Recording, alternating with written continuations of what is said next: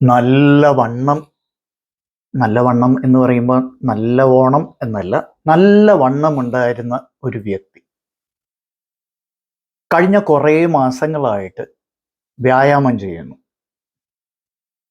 വ്യായാമം എന്ന് പറയുമ്പോൾ ഒരു ഒന്നൊന്നര വ്യായാമമാണ് കേട്ടോ. വെറുതെ നടത്തം മാത്രമല്ല, നടത്തൊരു വ്യായാമം അല്ലെന്ന് ഞാൻ പണ്ടേ മുതൽ പറഞ്ഞുകൊണ്ടിരുന്ന ഒരു കാര്യമാണ്, ഇപ്പോഴും പറയുന്നു. അപ്പൊ ഇദ്ദേഹം ജിമ്മിലൊക്കെ പോയിട്ട്, അല്ലെങ്കിൽ വീട്ടിൽ തന്നെ ഒരു ചെറിയ ജിമ്മൊക്കെ ഉണ്ടാക്കിയിട്ട് ഫുൾ കസർത്തൊക്കെ കാണിച്ചിട്ട്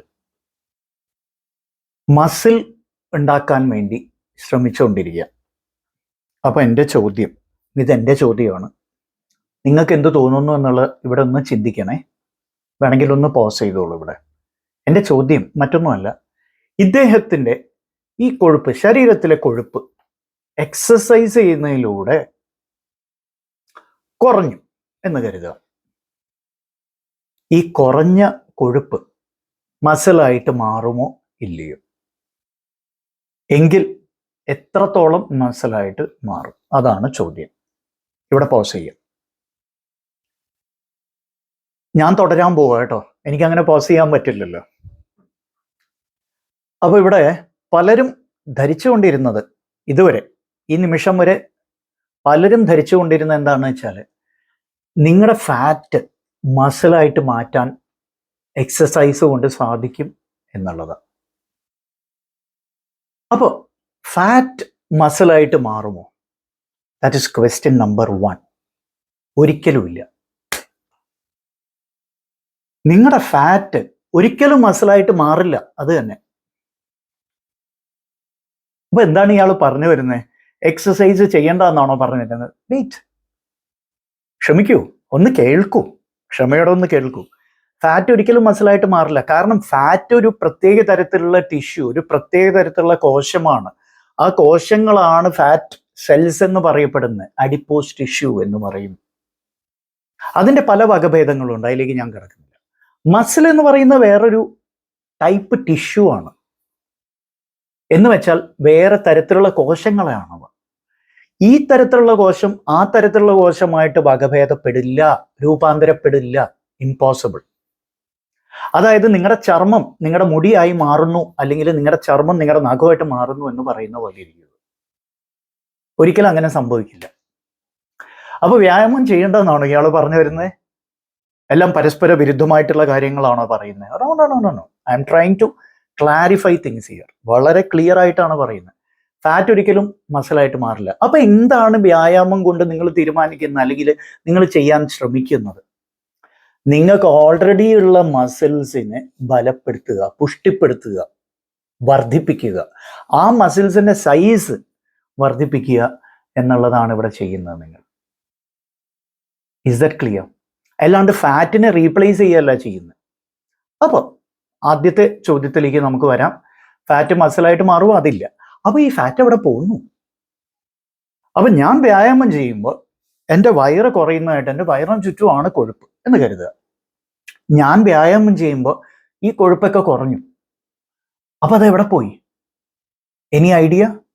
ഓക്കെ, ഇനിയാണ് വളരെ രസകരമായിട്ടുള്ളൊരു കാര്യം ഞാൻ പറയാൻ പോകുന്നത്. എൻ്റെ ശരീരത്തിൽ 10 കിലോ കൊഴുപ്പ് ഞാൻ കുറച്ചാൽ, ഈ 10 കിലോ കൊഴുപ്പിൽ ഏതാണ്ട് 8 കിലോവും എൻ്റെ ശ്വാസത്തിലൂടെയാണ് ഞാൻ പുറത്തേക്ക് കളഞ്ഞിരിക്കുന്നത്. Can you believe that? വിശ്വസിക്കാൻ ബുദ്ധിമുട്ടുണ്ടോ? കേട്ടോളൂ.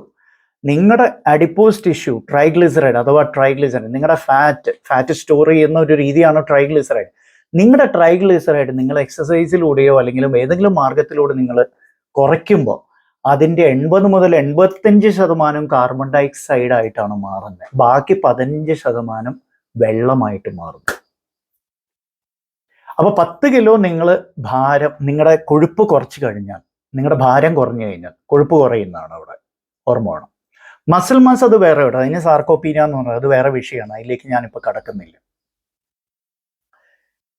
നിങ്ങൾ ഫാറ്റ് കുറയ്ക്കുകയാണെങ്കിൽ 10 കിലോസ് ഓഫ് ഫാറ്റ് ആണ് നിങ്ങൾ കുറയ്ക്കുന്നെങ്കിൽ അതിൽ 8 to 8.5 കിലോ, 8 മുതൽ 8.5 കിലോ വരെ നിങ്ങൾ പുറത്തേക്ക് കളയുന്നത് it is through carbon dioxide. ശ്വാസോച്ഛ്വാസത്തിന്റെ ഭാഗമായിട്ട് നിങ്ങൾ എക്സൈൽ ചെയ്ത് കളയുകയാണ് ഗ്യാസായിട്ട് ഫാറ്റ്. ഗ്യാസ് എന്ന് പറഞ്ഞാൽ ആൾക്കാർ കരുതും എന്തോ ഏമ്പക്കം വിടുന്നതും കീഴ്വായു വിടുന്നതൊക്കെയാണെന്നോ. No no no no no. എക്സലേഷനിലൂടെ പുറത്തേക്ക് പോകുക. ബാക്കി 10-15% ഏതാണ്ട് 1 മുതൽ 1.5 കിലോ ജലാംശമായിട്ടാണ് നഷ്ടപ്പെടുന്നത്. അപ്പോൾ this fat gets converted into basically carbon dioxide and water. 80% carbon dioxide, around 10-15 or 20% maximum വെള്ളം. അപ്പോൾ ഈ വെള്ളം എങ്ങനെ പുറത്തേക്ക് പോകുന്നു? ഓഫ് കോഴ്സ് അത് മൂത്രത്തിലൂടെയോ അല്ലെങ്കിൽ നിങ്ങളുടെ മലത്തിലൂടെയോ വേർപ്പിലൂടെയോ ഒക്കെ നിങ്ങളുടെ ശരീരത്തിൽ നിന്ന് നഷ്ടപ്പെടും. അവിടെ പറയാൻ വരുന്ന ഒരു പ്രധാന കാരണം എന്താണെന്ന് വെച്ചാൽ, വ്യായാമം ചെയ്യുമ്പോൾ ഞാൻ നന്നായിട്ട് വേർക്കുന്നു എന്ന് പറയുന്നവരെ നിരാശപ്പെടുത്തുന്ന ഒരു ഏർപ്പാടാണ്. കാരണം നിങ്ങൾ വേർപ്പിലൂടെ നഷ്ടപ്പെടുന്ന വെറും 10 അല്ലെങ്കിൽ 15, പോട്ടെ 20% മാക്സിമം വെയിറ്റ്, അത്രേ ഉള്ളൂ. 10-20% മാത്രമേ നിങ്ങൾക്ക് ഭാരം കുറയ്ക്കാൻ പറ്റുന്നുള്ളൂ. ബാക്കി ഭാരം കുറയണമെന്നുണ്ടെങ്കിൽ 80% ഭാരം കുറയണമെന്നുണ്ടെങ്കിൽ കാർബൺ ഡയോക്സൈഡിലൂടെ തന്നെ പോകണം.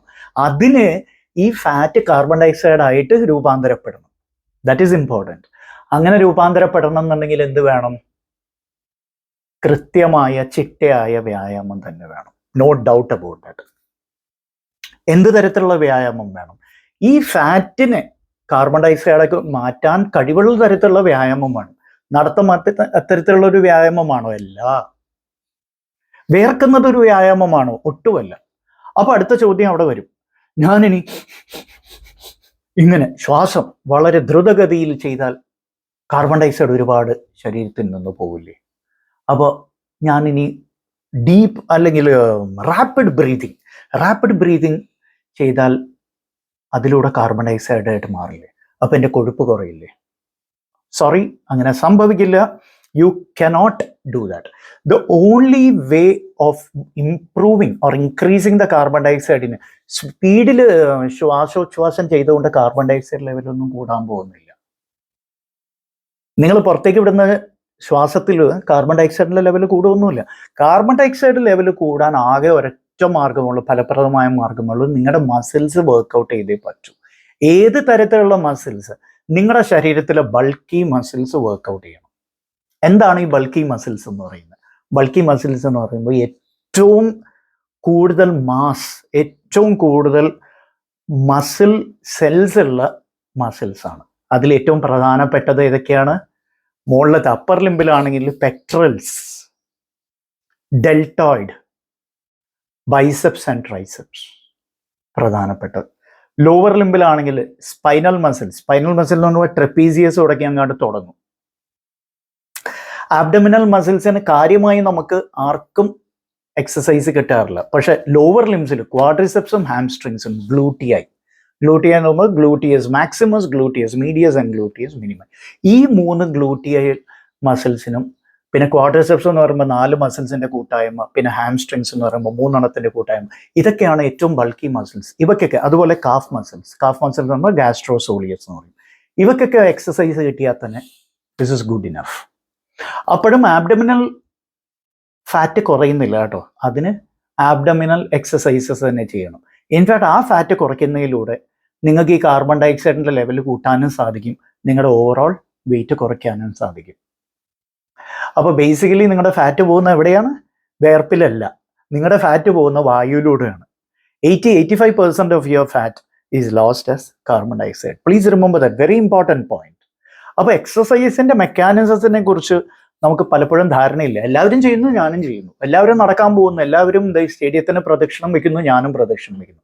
എല്ലാവരും ജിമ്മിലും ഹെൽത്ത് ക്ലബിലും പോയി മെമ്പർഷിപ്പ് എടുക്കുന്നു, അതുകൊണ്ട് ഞാനും 10,000, 20,000, 30,000 ഒക്കെ കൊടുത്തിട്ട് ഞാനും മെമ്പർഷിപ്പ് എടുക്കുന്നു. എല്ലാവരും ട്രെഡ്മില്ല് വാങ്ങിച്ച് വീട്ടിൽ വെക്കുന്നു, ഞാനും വാങ്ങിച്ചു വെക്കുന്നു, 2-ാം ദിവസം തുണി ഉണക്കാനായിട്ട് ഉപയോഗിക്കുന്നു. That's what people do. എനിക്ക് അനുയോജ്യമായിട്ടുള്ളത് ഏതാണ്, എൻ്റെ ശരീരത്തിന് പ്രവർത്തിക്കാൻ പോകുന്ന ഏതാണ് എനിക്ക് പ്രയോജനപ്പെടുന്നത് എന്നുള്ളത് നമ്മൾ മനസ്സിലാക്കുന്നില്ല. It's just like food. ഇവിടെയും ജനറൽ ആയിട്ടുള്ള കാര്യങ്ങളാണ് ഞാൻ പറഞ്ഞത്. അപ്പോൾ നിങ്ങൾക്ക് ഏതാണ് നല്ലത് എന്നുള്ളത് നിങ്ങൾ സ്വയം തീരുമാനിക്കണം, ബേസ്ഡ് ഓൺ ദീസ്. ഇപ്പൊ ഈ പറഞ്ഞ ചില വസ്തുതകളുടെ അടിസ്ഥാനത്തിൽ നിങ്ങൾ തന്നെ സ്വയം തീരുമാനിക്കണം ഏത് എക്സസൈസ് ആണ് നിങ്ങൾക്ക് നല്ലത്. ആ എക്സസൈസ് കൃത്യമായിട്ട് നിങ്ങൾ 10, 15, 20 മിനിറ്റ് ചെയ്താൽ മതി ഓരോ ദിവസം. 15-20 മിനിറ്റ്സ്. ഇവ WHO ഒക്കെ പറയുന്ന ഹാഫ് ആൻ അവർ ആണ്. ഞാൻ പറയുന്നുണ്ടെങ്കിൽ 15-20 മിനിറ്റ്സ് മതി ഫോക്കസ്ഡ് എക്സസൈസ്. ഹാഫ് ആൻ അവറോ അല്ലെങ്കിൽ 2 hours ഒക്കെ വെറുതെ സമയം കളഞ്ഞു, ഒരുപാട് സമയം എക്സസൈസ് ചെയ്തിട്ട് കാര്യമൊന്നുമില്ല. ചെയ്യുന്നത് നമുക്ക് അനുയോജ്യമായിട്ടുള്ളത്, വളരെ ഫോക്കസ്ഡ് ആയിട്ടുള്ളത്, പേർപ്പസ്ഫുൾ ആയിട്ടുള്ളത് ആ രീതിയിൽ ചെയ്താൽ ഫലം കാണും. No doubt about that. അപ്പോൾ എക്സസൈസിൻ്റെ ബേസിക് ഫിസിയോളജി നിങ്ങൾക്ക് മനസ്സിലായി കാണുമെന്ന് വിശ്വസിക്കുന്നു. In case you like this, please do share it and do comment. ഒരുപാടുണ്ട്. എക്സസൈസ് ഫിസിയോളജി എന്ന് പറയുമ്പോൾ വളരെ ഫാസിനേറ്റിംഗ് ഒരു ടോപ്പിക്കാണ്, വളരെ രസകരമായിട്ടുള്ള ഒരു വിഷയമാണ്. ഇനിയും വ്യായാമങ്ങളെക്കുറിച്ച് നിങ്ങൾക്ക് അറിയാൻ താല്പര്യമാണ്. ഒറ്റ പൈസ ചെലവില്ല കേട്ടോ. വ്യായാമം എന്ന് പറയുന്ന ഒറ്റ പൈസ ചെലവില്ലാത്തൊരു ഏർപ്പാട്. ഭക്ഷണം പോലെയല്ല. ഭക്ഷണത്തിന് ഭയങ്കര ചെലവാണിപ്പോൾ, അല്ലേ? നമ്മൾ ഫാൻസി ഫുഡ്സൊക്കെ വാങ്ങിക്കാൻ വേണ്ടി എത്ര കാശാ ചെലവാക്കുന്നത്. എക്സസൈസിന് സത്യം പറഞ്ഞാൽ ഒരൊറ്റ പൈസ പോലും നിങ്ങൾ ചെലവാക്കേണ്ടതില്ല. മനസ്സുണ്ടെങ്കിൽ, ഒരു ചെറിയ സ്ഥല സൗകര്യം നിങ്ങൾക്കുണ്ടെങ്കിൽ, ഏറ്റവും നല്ലത് ഓപ്പൺ എയർ ഉണ്ടെങ്കിൽ, you can do it anywhere, any place. എന്ത് തരത്തിലുള്ള എക്സസൈസസ് ആണെന്ന് അറിയാൻ താല്പര്യം ഉണ്ടെങ്കിൽ കമൻറ്റ് ചെയ്യുക. Only when we get your comments we get that motivation. Okay, അപ്പോൾ we'll wait for your comments and do like, share and subscribe. Bye bye.